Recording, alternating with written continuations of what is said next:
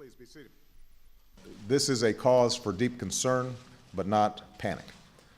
And I think that we have to make sure that we recognize that how we respond intelligently, systematically, based on science and what public health officials have to say will determine, in large part, what happens. I've consulted with our public health officials extensively on a day-to-day basis, in some cases an hour-to-hour basis. At this point, they have not recommended a border closing. From their perspective, it would be akin to closing the barn door after the horses are out, because we already have cases here in the United States. The Senate passed a budget resolution today that will serve as an economic blueprint for this nation's future. On the military side, you're starting to see some recognition just in the last few days that the obsession with India as the mortal threat to Pakistan has been misguided, and that their biggest threat right now comes internally. And you're starting to see the Pakistani military take much more seriously the armed threat from militant extremists. We want to continue to encourage Pakistan to move in that direction. And we will provide them all the cooperation that we can.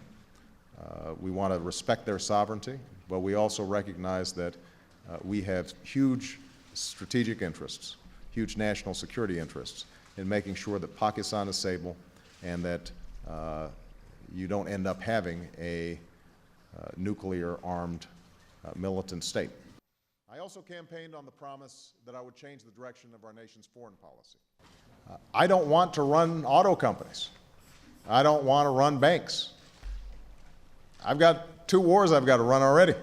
I've got more than enough to do. So the sooner we can get out of that business, the better off we're going to be. To deal with challenges ranging from the global economic crisis to the spread of nuclear weapons.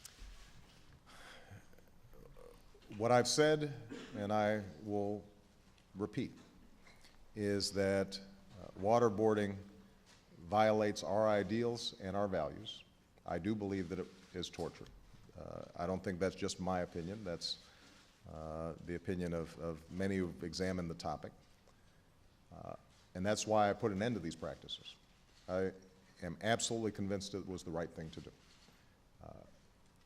Not because there might not have been information that was yielded by these various detainees who were subjected to this treatment, but because we could have gotten this information in other ways, in ways that were consistent with our values, in ways that were consistent with who we are.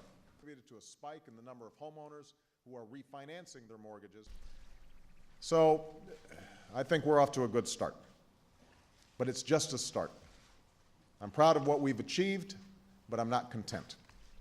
I'm pleased with our progress, but I'm not satisfied. Millions of Americans are still without jobs and homes, and more will be lost before this recession is over. Credit is still not flowing nearly as freely as it should. Countless families and communities touched by our auto industry still face tough times ahead. Our projected long-term deficits are still too high, and government is still not as efficient as it needs to be. We still confront threats ranging from terrorism to nuclear proliferation, as well as pandemic flu. And all this means you can expect an unrelenting, unyielding effort from this administration to strengthen our prosperity and our security in the second 100 days and the third 100 days and all the days after that.